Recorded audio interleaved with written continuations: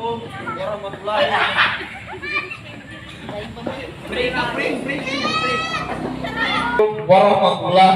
wabarakatuh.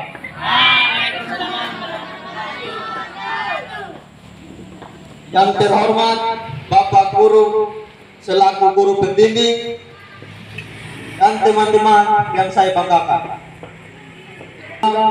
Pertama-tama marilah kita panjatkan puji karena atas izin dan karunia kita dapat berkumpul di sini dengan sehat dan selamat untuk menuntut ilmu sebagai bekal masa depan kita. Selain itu juga saya mengucapkan banyak terima kasih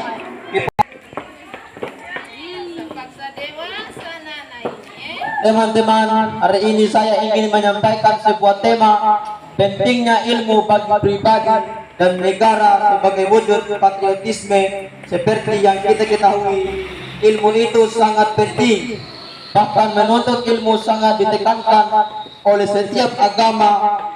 Seperti bagi agama Islam ada sabda Nabi yang berbunyi, tuntutlah ilmu dari lahir hingga ke liang lahat. Ini membuktikan bahwa ilmu itu sangatlah penting dan pastinya berguna, karena dengan ilmu pengetahuan yang kita miliki bisa mengantarkan kita ke dalam kesuksesan. Tapi bukan hanya ilmu semata yang mengantarkan kita kepada kesuksesan tersebut, tetapi juga dengan perilaku moral kita yang baik dan kerja keras. Selain itu juga ilmu sangatlah penting bagi bangsa, karena dengan semakin banyaknya orang-orang yang unggul dalam ilmu pengetahuan, maka negara tersebut dapat menciptakan apa saja, bahkan menurut Islam mustahil walau dengan sumber daya alam yang sedikit.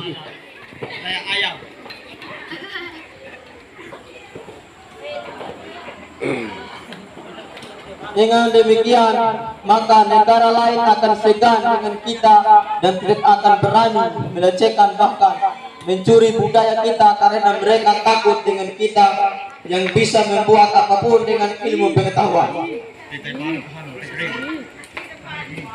Contohnya dapat kita saksikan sekarang ini bahwa negara yang maju adalah negara yang unggul dengan ilmu pengetahuan, seperti negara Jepang, Amerika Serikat, Jerman dan sebagainya.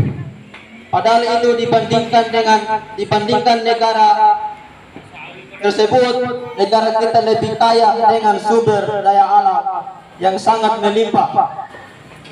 Namun lagi-lagi karena kita kekurangan ilmu pengetahuan, kita tidak, sehingga sumber daya lain dengan sistem bagi hasil yang menurut saya sangat merugikan kita. Misalnya saja PT Freeport yang mengolah emas kita, namun kita hanya menerima pajak sebesar 20% saja. Ini sangat miris, di mana alam yang kita miliki ini kita dapatkan dengan pengorbanan darah para pejuang-pejuang yang kita. Namun mereka yang memperoleh keuntungan besar itu semua karena ilmu pengetahuan yang mereka miliki. Teman-teman, inilah bukti bahwa ilmu itu sangat penting bagi kita maupun negara kita. Yang mana dengan ilmu pengetahuan yang kita miliki, apapun itu, maka sama saja kita membantu negara kita yang tercinta ini untuk bangkit dari keterpurukan yang menjadi negara yang maju dan mengantarkan kita pada kesuksesan, di mana dengan suksesnya kita, maka kita akan memiliki hidup yang lebih baik, dan dengan majunya dan kelaparan akan berkurang, kesejahteraan akan tercipta, dan tidak ada lagi kesenjangan sosial.